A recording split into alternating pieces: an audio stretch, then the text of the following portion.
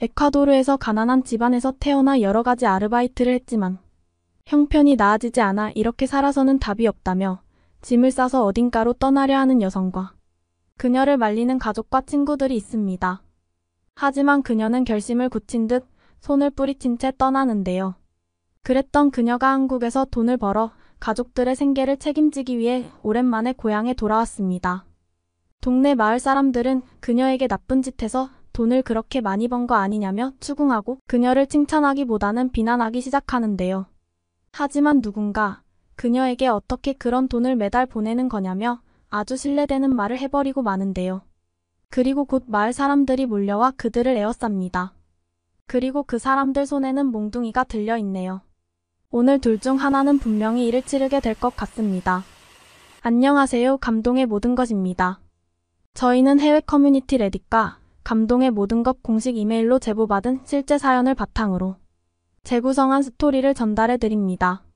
구독과 좋아요, 공유, 알림 설정은 영상 제작에 큰 힘이 됩니다. 영상의 중간 광고 없이 모두 무료로 진행되니 끝까지 시청 부탁드립니다. 그럼 본격적으로 함께 살펴보겠습니다. 안녕하세요. 저는 에콰도르에서 태어난 산드라입니다. 늘 어둡고 힘들었던 제 인생에서 한 줄기 빛이 되어준 한국은 제 두 번째 고향입니다. 제가 처음에 한국행을 택하겠다고 했을 때 저희 부모님뿐만 아니라 할머니, 삼촌, 이모, 고모, 게다가 동네 마을 주민들까지 제가 한국에 가는 것을 막으려고 했습니다. 그냥 지금 살던 대로 살라면서 말이죠. 심지어 제가 한국에 가면 죽을 수도 있다며 겁까지 주는 아저씨도 있었습니다. 주변에 많은 사람들이 제가 한국에 가겠다고 하는 것을 반대하는 데는 이유가 있죠. 먼저 에콰도르 고향에 대해서 잠시 소개해 드릴게요. 제 고향은 아주 작은 마을에 딱 5집안의 대가족이 모여 사는 곳이죠. 각 집마다 3대, 어떤 집은 4대가 같이 거주하고 있고 각 집마다 단체 생활처럼 생활하죠.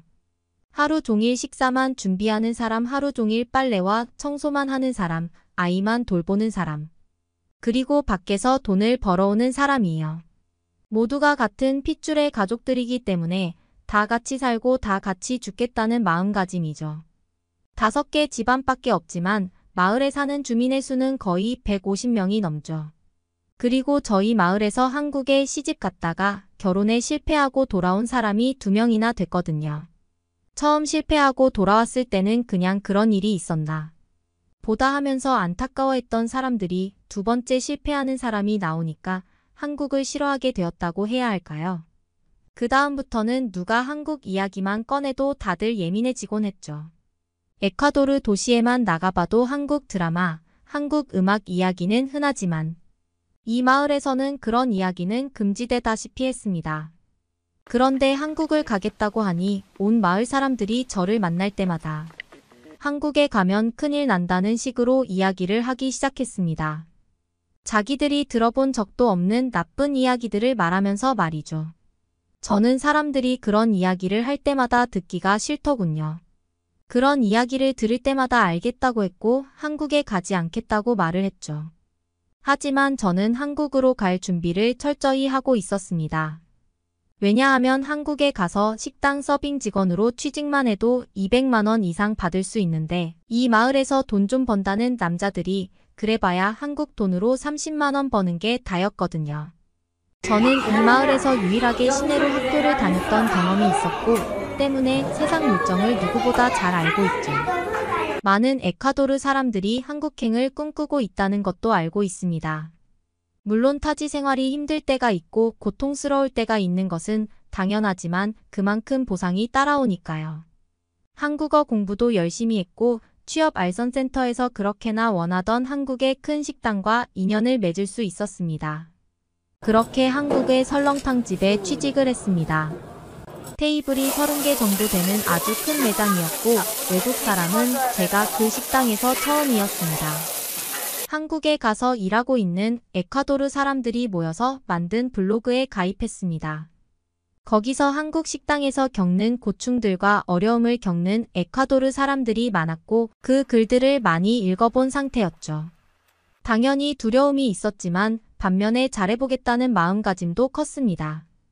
너무나 감사하게도 한국인 사장님과 다른 한국인 종업원들이 저에게 웃으며 일을 가르쳐주고 저도 열심히 하려는 모습을 보이니까 저를 좋게 봐주셨습니다. 그렇게 생각보다 빠르게 식당 일에 적응할 수 있었습니다. 정해진 출근 시간보다 딱 15분 정도 일찍 나와서 미리 준비를 했고 늘 퇴근도 제일 마지막에 하려고 노력했습니다. 하루는 사장님이 마지막까지 남아있는 저를 부르셨습니다. 제가 일을 열심히 해주고 자기 가게처럼 잘해줘서 고맙다며 기존보다 급여를 조금 더 인상해주고 지금처럼 성실하게 근무해주면 나중에 꼭 일주일 정도 유급휴가로 보내주겠다며 말이죠. 그때 에콰도르에 다녀와서 가족들도 보고 오라며 지금처럼 열심히만 해달라고 말씀해 주셨습니다. 에콰도르 사람들이 악덕 사장을 만나서 힘들다며 토로하는 이야기들은 저와는 다른 세상 이야기 같았습니다. 한국인 사장님은 너무나 신사적이고 멋지셨고 동료 한국인 종업원들도 정말 착하신 분들이었습니다. 저는 그 가게에서 2년 넘게 일주일에 하루만 쉬어가며 하루 12시간씩 열심히 일했습니다. 어느 날 사장님이 저를 따로 부르시더군요. 5월이 가장 안 바쁘니까 열흘 정도 에콰도르에 다녀오라며 휴가를 주셨습니다. 쉬는 날 일당은 빼지 않을겠다며 말이죠. 대신에 비행기 값을 대신 내줄 수는 없으니까 섭섭해하지 말라면서요. 그 말씀에 너무 감동받아서 사장님 앞에서 눈물도 흘렸습니다. 그리고 고향에 잠시 다녀온다고 하니 다른 종업원들도 저한테 한두 개씩 작은 선물을 준비해 주었습니다. 에콰도르에 가서 가족들에게 선물 주라며 신경 써주신 것이죠. 그렇게 잔뜩 고향으로 가지고 갈 선물들을 챙겨서 에콰도르로 갔습니다. 그리고 고향에 도착해서 부모님이 저를 가장 반갑게 맞이해 주셨습니다. 가족들과 즐거운 시간을 보내고 있었습니다.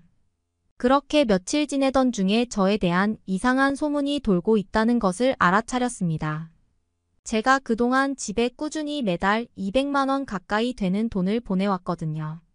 한국에서 정말 쓸 것 안 쓰고 아낄 것 아껴서 모은 돈이었습니다. 저는 고향에서의 생활보다 더 열악한 환경에서 살았다고 생각이 들 정도로 제 고통을 참아가면서 보낸 돈이었죠. 하지만 마을의 남자들은 제가 그렇게 많은 돈을 보내오자 제가 몸을 팔아서 그렇게 많은 돈을 보내온다고 자기들끼리 쑥덕댔고 그것을 제가 알게 된 것이죠. 당장 달려가서 따졌죠. 5 식구가 사는 마을에 분명히 그 돈으로 옆집에도 베풀고 어려울 때 도와주고 음식이 없으면 음식도 나누어 주었을 텐데 제가 땀 흘려 벌어 보내주었던 그 돈으로 덕을 봤으면서 저한테 그런 말을 하는 게 너무 화가 났죠. 한국 사람들 조심하라며 제가 한국에 간다고 했을 때 째려보던 그들이 한국 사람 덕분에 이렇게 생활이 나아졌으면서 감사해야 할 줄 모르는 태도에 큰 소리를 질렀습니다. 싸움이 나자 마을 사람들이 몰려왔고 제가 이런 취급을 받는 게 서럽다고 느껴졌습니다. 저희 집에서 이상한 소문을 냈던 게 누군지 찾기 시작했습니다. 결국 범인을 찾았죠.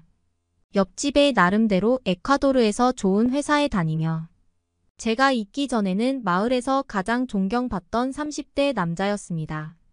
그 남자의 월급이 한국 돈으로 50만 원 정도고 이 정도면 굉장히 고소득이죠. 제가 한국에서 돈을 보내오기 전까지 자기가 받았던 그런 존경과 대우가 이제는 제가 한국에서 돈을 벌어 보내주면 저희 집에서 그 돈을 아껴서 잘 쓰고 주변에 도움이 필요한 경우가 있으면 그때그때 베풀어주자 언제부턴가 마을 사람들이 자기한테 관심을 가져주지 않고 이 나라에서 저렇게 날고 기어봐야 저것밖에 안 된다는 이야기를 들어서 기분이 나빠서 안 좋은 소문을 냈다고 실토했습니다. 저희 가족뿐만 아니라 그 사람의 가족들도 그가 헛소문을 낸 것을 아주 크게 비판했습니다. 그리고 마을 남자들이 모두 몰려와 그를 몽둥이로 수십 대씩 내려쳤습니다. 거의 죽기 전까지 가서야 저한테 미안하다고 말을 했고 그제서야 몽둥이질이 멈췄습니다. 그 사람이 한국에 대해서 나쁘게 이야기한 것도 말하자면 너무나 깁니다. 알지도 못하면서 자극적으로 말한 그런 것들이요. 한국에 다녀온 사람이 마을에 없다 보니 여기에서는 혼자 고립되어 이상한 생각을 하게 되어버린 경우죠. 물론 한국에 가서 실패를 하고 돌아오는 사람도 있습니다. 한국에서 부당한 대우를 받고 부당하게 쫓겨난 경우도 없을 수는 없겠지만 제가 한국에서 경험했던 것은 본인 스스로 외국인이니까 더 못해도 된다는 생각이 아니라 더 잘해야겠다는 생각을 가지고 일을 하면 분명히 그걸 알아봐주고 그만큼 저에게 베풀어주는 한국인들도 많다는 사실이죠. 한국에 가는 많은 에콰도르 사람들에게 높은 급여를 받는 만큼 대충 하지 말고 누구보다 열심히 하고 감사해야 하는 마음을 가져야 한다고 말씀드리면서 글을 마치겠습니다. 독일에서 제일 유명하다고 알려진 한 대학병원 많은 환자와 간호사들이 돌아다니는 곳이지만 의사들이 모여있는 회의실은 왠지 모르게 싸늘한 느낌이 감돕니다. 한 의사가 병원에서 근무하는 수백 명의 의사들과 병원장까지 불러 모은 자리에서 무언가 발표를 하기 시작하는데요. 하지만 발표가 시작되고 얼마 지나지 않아 병원장은 테이블을 두드리며 제정신이냐는 말과 함께 불가능하다며 한숨을 내쉽니다. 과연 이곳 독일의 대학병원에서는 무슨 일이 있었던 것일까요? 안녕하세요. 저는 독일에서 꽤 유명한 대학병원의 심장 전문의로 근무하고 있는 메리사라고 합니다. 제가 근무하고 있는 독일의 대학병원은 지금은 독일에서도 최고로 실력 있는 의사들이 모인 것은 물론 그만큼 치료비도 비싼 대학병원입니다.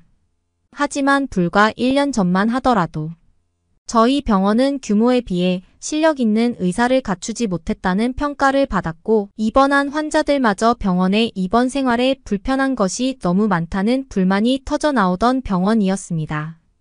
병원장님도 이러한 불편한 부분들을 개선하기 위해 여러모로 애를 쓰셨지만 시간이 지날수록 내원 환자와 입원 환자가 줄어들어 파산 직전까지 가게 되었고 실제로 병원에 근무 중이던 몇몇 유능한 의사들의 급여를 줄이기 위해 그들을 해고하기까지 했습니다. 하지만 지금 저희 대학병원은 독일에서 제일 실력 있는 대학병원으로 입소문이 나는 것은 물론 환자들에게 제공하는 아주 특이한 시스템으로 인해 하루에도 몇천 명의 환자들이 몰려드는 독일 최고의 의료병원으로 탈바꿈되었는데요. 그리고 이렇게 좋은 병원으로 탈바꿈하는데 많은 기여를 했던 사람들을 이야기할 때 실제로 저희 병원에서 근무하는 남자친구와 한국에 대한 이야기를 빼놓을 수가 없을 것 같습니다. 저는 어렸을 때부터 의사가 되고 싶은 꿈을 가지고 있었어요. 부모님 두 분 모두가 대학병원의 간호사로 평생을 근무하셨었기 때문에 제가 의료인이 되길 바라셨죠. 부모님께서도 어느 정도 경제적으로 여유가 있으시다 보니 저를 의사로 만들기 위해 양질의 교육을 받게 해주셨고 최종적으로 저는 독일에서 제일 유명하다는 의대에도 무사히 입학할 수 있었습니다. 물론 저를 의대에 입학시키기 위해 정말 많은 교육비를 내주신 부모님의 도움도 있었지만 저 스스로도 멋진 의사가 되기 위해 밤낮을 가리지 않고 공부를 한 결과물이었습니다. 하지만 처음 입학한 독일의 의과대학에서 저는 굉장히 놀랄 수밖에 없었습니다. 대부분의 학생들이 정말 환자들을 생각하는 의료인으로서의 모습이 아닌 그저 대학 졸업 후 돈을 많이 벌기 위해 의사가 된 학생들이 대다수였기 때문이죠. 환자에게 진정으로 봉사하고 싶고 남을 치료하고 도와주는 것이 좋아서 의사가 되고 싶어 하는 학생은 거의 없었습니다. 그러던 중 저는 저와 같은 심장내과에서 공부를 하던 지금의 저희 남자친구 크리스퍼를 만나게 되었습니다. 처음 그를 만났을 때에는 그렇게 이미지가 좋지 않았습니다.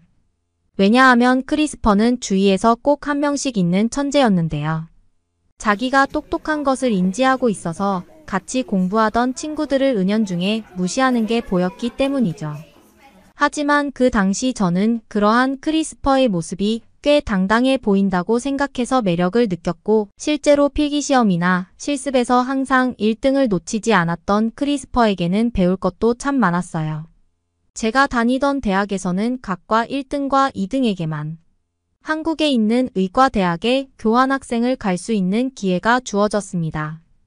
한국이라는 나라의 의술이 얼마나 발전해 있고 그들의 정신력이 얼마나 대단한지 알고 있었기에 정말 한국에 교환학생으로 가고 싶었지만 저는 2등 안에 들지 못해서 교환학생으로 가지 못했습니다. 그리고 한국의과대학 교환학생으로 갈 수 있는 기회는 항상 1등을 놓치지 않았던 크리스퍼에게 돌아가고 말았죠. 하지만 크리스퍼는 모든 학생들이 가고 싶어하는 한국 교환학생 기회를 단칼에 거절하는 것도 모자라 한국을 가고 싶어하는 친구들이 너무나 멍청하다며 공개적인 장소에서 비난을 퍼붓기 시작했습니다. 크리스퍼는 독일보다 못 사는 나라인 한국으로 의료기술을 배우러 가는 것이 말이 되냐며 자신은 한국에서 전혀 배울 것이 없는 높은 실력을 갖춘 의료인이라며 가지 않겠다고 했고 실제로 저를 여자친구로 만나고 있었음에도 저에게까지 한국에는 절대 가면 안 된다면서 강력하게 말했죠. 이미 의과대학에 입학하기 전 부모님과 함께 한국으로의 여행을 다녀온 적이 있기 때문에 한국이 얼마나 선진국인지 알고 있던 저는 곧바로 크리스퍼에게 한국의 의료기술은 지금 세계 최고 수준이고 내가 담당하고 있는 심장 분야에서는 미국도 기술을 배우고 있는 나라라고 현실을 말해주었지만 크리스퍼는 코웃음을 치더니 저에게 거짓말을 하지 말라며 대화를 이어가지 않더군요. 그날 이후 저는 크리스퍼와 어색한 사이가 되고 말았고 결국 헤어지게 되었습니다. 크리스퍼에게 악감정이 있던 것은 아니었지만 경험해보지도 않은 한국의 의료기술과 한국이라는 나라에 대해 함부로 말을 하는 크리스퍼가 당황스러웠고 실제 의료 현장에 투입되어 수술 한번 해보지 않은 사람인데 자신의 실력에 자신만만하던 모습이 꼴사나워 보였어요. 그렇게 의과대학을 졸업하기 위해 약 5년이 넘는 시간을 전문에 공부를 하고 저는 마침내 대학을 무사히 졸업할 수 있었고 제가 그토록이나 바라던 독일에서 꽤 유명한 대학병원으로 알려진 곳에 채용될 수 있었습니다. 물론 대학병원에서 인턴 레지던트의 과정을 거쳐야만 했지만 환자들을 직접 마주할 수 있다는 생각에 저는 하루하루 기대에 부풀게 되었죠. 특히 저와 함께 대학병원에서 근무할 인턴 동기들이 너무 궁금했습니다. 앞으로 수년의 시간을 함께 보내야만 하는 동기들과는 하루빨리 친해지는 것이 중요하다고 생각했던 저는 그렇게 대학병원에 처음 출근해 동기들을 만날 날만을 손꼽아 기다리게 되었습니다. 그런데 처음 병원에 출근한 날 저는 아주 익숙한 뒷모습을 마주할 수 있었죠. 바로 크리스퍼였죠. 그도 저와 똑같은 대학병원에 들어왔던 것이었어요. 크리스퍼는 저를 보자마자 다소 당황한 표정을 짓더니 앞으로 잘 지내보자며 어색한 악수를 건넸고 저 또한 어차피 이제는 같은 병원에서 오랜 시간 동안 봐야 할 사람이어서 쿨하게 생각하며 그의 악수를 받았죠. 대학병원에서 근무를 하는 것은 힘든 나날의 연속이었습니다. 인턴으로 생활한다는 것이 어떻게 보면 병원에서 오랜 기간 근무를 한 경험이 있던 간호사분들보다 모르는 것이 많았고 저는 하루라도 빨리 실력을 쌓기 위해 병원에서 먹고 자며 수술 연습을 하거나 의학 지식을 쌓는 데 매진했습니다. 그런데 이상하게도 제가 입사하고 난 이후부터 점점 방문하는 환자들의 수가 줄어들더니 어느 순간부터는 의료사고 비율이 급증하기 시작하더군요. 대학병원에 들어오고 1년밖에 지나지 않았지만 병원장님의 지시가 있어 의사회의에 들어갈 수 있었고 저는 그곳에서 엄청난 충격을 받고 말았습니다.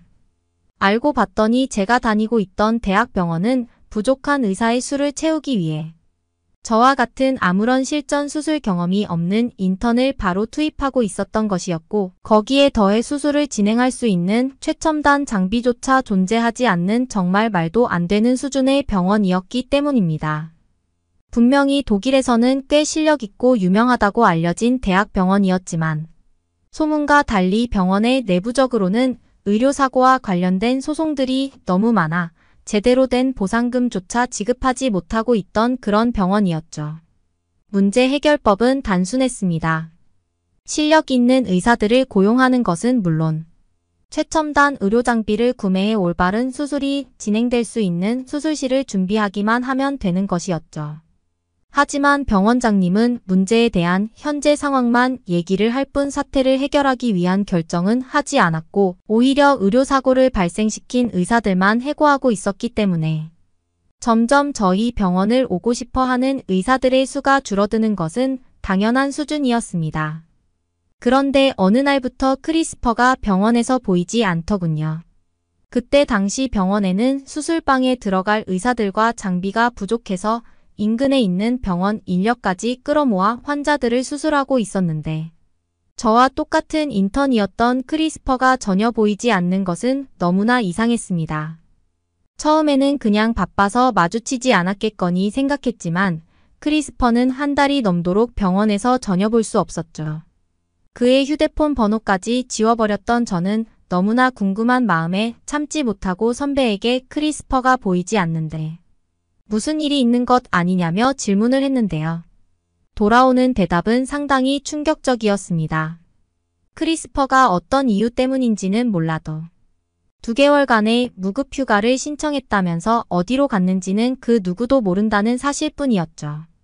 그 누구도 크리스퍼의 행방에 대해 아는 사람이 없었기에 저는 더욱더 이해가 되지 않았고 저는 그저 그가 곧 그만두겠구나라고 생각하고만 있었습니다.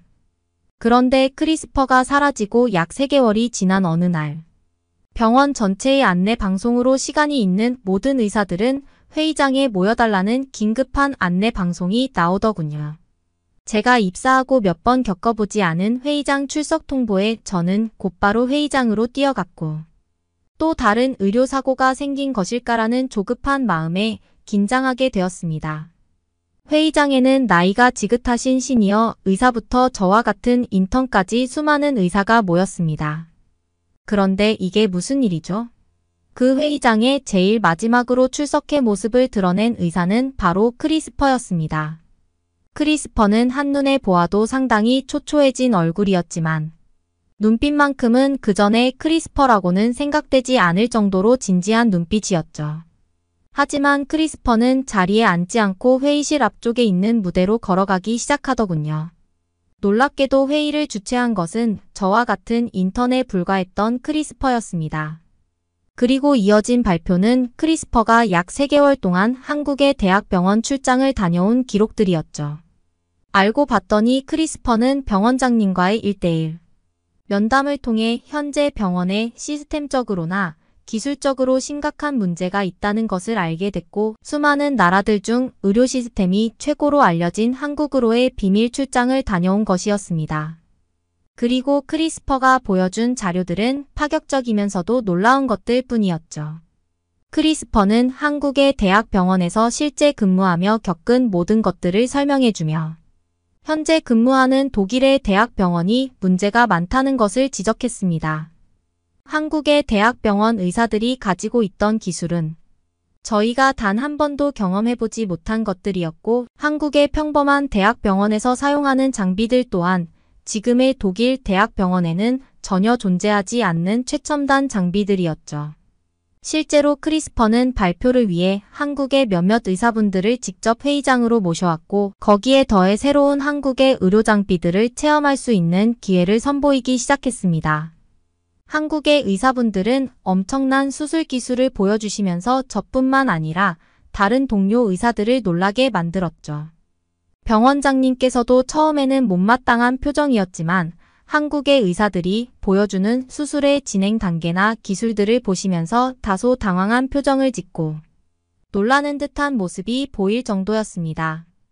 특히 크리스퍼는 한국의 대학병원에서 환자들이 머물고 있는 병동의 구조나 시스템도 그대로 받아들이고 똑같이 실내 공사를 하고 시스템을 만들 필요가 있다며 한국의 대학병원 병실들을 보여주었는데 그것은 더욱 큰 충격이었습니다. 한국의 대학병원 병실들은 한눈에 보아도 깔끔한 것은 물론이고 환자들이 정말 휴식과 치료에만 집중할 수 있는 모든 시스템을 갖추고 있었기 때문이죠. 특히나 냉난방기는 물론 공기청정기까지 설치되어 있는 한국의 평범한 대학병원 병실은 저게 정말 한국에서는 평범한 수준인가라는 말이 나올 정도로 돈이 많아 보이는 나라였습니다.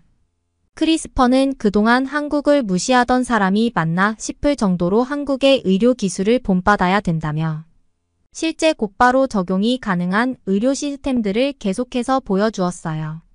처음에는 크리스퍼가 인턴이라고 무시하던 의사 선배들도 점점 크리스퍼의 말에 집중하고는 몇 가지 질문들을 하기 시작했습니다. 특히나 직접 독일까지 와주신 한국인 의사분들은 크리스퍼의 회의가 끝난 뒤 고난이도의 기술이 필요한 몇몇 수술에서 함께하며 술기를 가르쳐 주셨고, 저는 그럴수록 왜 한국이 세계 최고의 의료 기술과 섬세함을 가지고 있는 나라인지 깨달을 수밖에 없었습니다. 모든 회의가 끝난 후 곧바로 저희 병원은 기존의 병동을 반으로 나눈 뒤 수술실과 환자실은 물론 냉난방기를 설치하기 위한 전기 배선 작업까지 공사를 하기 시작했고, 한국의 대학병원 환경과 똑같이 만들기 위한 대대적인 변화를 시도했습니다. 그전에는 환자들이 머무는 공간의 온도를 조절할 수 있는 장치가 없던 것은 물론 환자용 침대까지 너무나 낡아 불편한 점이 많았는데, 병원장님께서는 한국의 의료시설에 큰 충격을 받으셨는지 거리낌 없이 돈을 투자하셨어요. 특히나 한국에서 오신 의사분들은 약 한 달 동안 저희 병원에서 머물며 수백 가지의 수술들에 대해 직접 섬세한 기술들을 추가로 가르쳐 주셨고, 더 나아가서는 1년에 한 번씩 정기적인 의료 미팅을 가지자는 제안까지 해주셨습니다. 실제로 저희 병원은 약 1년여의 기간 동안 병원에 있던 모든 문제점을 고쳐나갔고, 특히나 한국의 의사분들께 수술 기술을 배운 현장 투입이 가능했던 우리 병원의 의사들은 환자들의 수술 만족도가 너무 높다는 긍정적인 결과까지 얻을 수 있었습니다. 파산 직전이었던 저희 병원은 예전과 같던 명성을 회복할 수 있었고, 계속해서 발생하던 의료사고도 더는 발생하지 않는 안전하고 실력 있는 대학병원으로 탈바꿈할 수 있었죠. 그리고 저와 크리스퍼에게도 큰 변화가 생겼는데요. 평소 한국의 문화와 생활에 익숙하던 저는 크리스퍼와 함께 한국의 대학병원으로 정기적인 미팅을 하기 위해 출장을 가는 멤버가 될 수 있었고, 지금도 독일과 한국을 왔다 갔다 하며 선진국 한국의 의료 기술을 더더욱 많이 배우기 위해 노력을 하고 있죠. 그리고 서로 붙어 있는 시간이 길어서인지 저는 크리스퍼와 다시 만나게 되었습니다. 잦은 한국 미팅으로 한국이 너무나 살기 좋다는 것을 확인한 저와 크리스퍼는 최종적으로는 한국의 대학병원에서 근무하며 한국에서 살고 싶다고 생각을 했고, 그 꿈을 이루기 위해 준비하고 있습니다. 물론 한국의 대학병원으로 가기 위해서는 더욱 많은 실력을 갈고 닦아야 해서 오랜 시간이 걸리겠지만, 그만큼 한국은 의료뿐만 아니라 사람의 생활에 있어서도 최고의 나라인 것이 분명하니까요. 우리 병원 사연은 여기까지입니다. 오늘의 사연은 어떠셨나요? 당연하다고 생각하며 받았던 한국의 의료 서비스가 세계 최고 수준이라고 하니 정말 자랑스러울 따름입니다. 오늘의 사연은 여기까지입니다. 응원이나 남기고 싶은 말이 있으시면 댓글로 남겨주세요. 사연자분께 전달해 드리겠습니다. 저희 감동의 모든 것은 실제 사연 제보를 받고 있습니다. 채택되신 분께는 선물도 드리고 있습니다. 저희의 사연이 여러분의 하루에 작은 힘이 될 수 있었으면 좋겠습니다. 지금까지 한국의 감동적인 이야기를 전해드리는 감동의 모든 것이었습니다. 구독과 좋아요를 눌러주시면 영상 제작에 큰 힘이 됩니다. 감동적인 사연을 주변 사람들에게 공유하고 함께 이야기 나눠보세요. 끝까지 시청해주셔서 감사합니다. 더욱더 좋은 영상으로 찾아뵙겠습니다.